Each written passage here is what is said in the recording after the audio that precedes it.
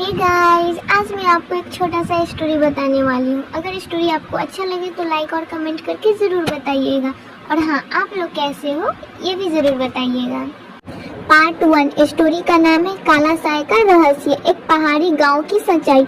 उत्तराखंड की बर्फीली वादियों में एक छोटा सा गांव था काला साय। वहाँ सिर्फ 23 परिवार रहते थे। गांव बहुत सुंदर था, लेकिन वहाँ एक अजीब डर था। हर अमावस्या को कोई न कोई व्यक्ति गायब हो जाता। गांव वाले कहते थे वो आ गई। कौन थी वो किसी ने नहीं देखा, लेकिन सब उसका नाम जानते थे, झरनी।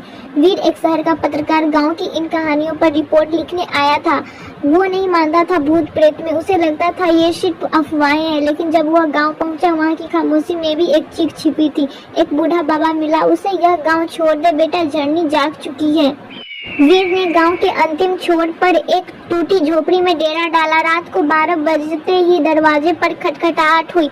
कौन? वीर ने आवाज लगाई। कोई जवाब नहीं। जैसे ही उसने दरवाजा खोला, वहाँ कोई नहीं था, लेकिन मिट्टी पर गिले पाँव के निशान थे जो झोपड़ी के अंदर जाते थे।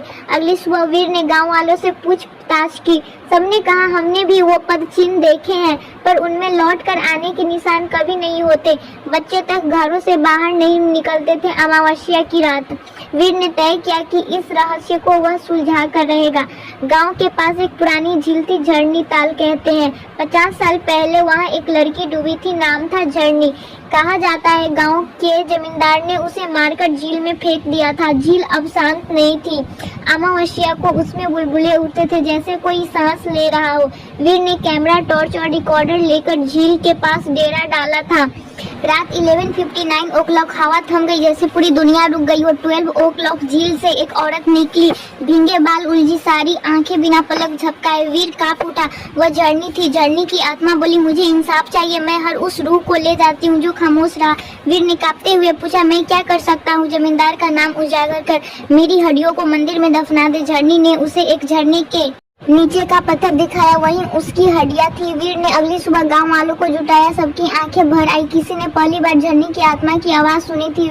स्थानीय प्रशासन को बुलाया, मामला खोला गया। झरनी की हड्डियां सही जगह पहुंचाई गई। उस रात वीर ने आखिरी बार झील की ओर देखा। झील अब शांत थी। कोई पद चिन्ह नहीं, कोई चीख नहीं।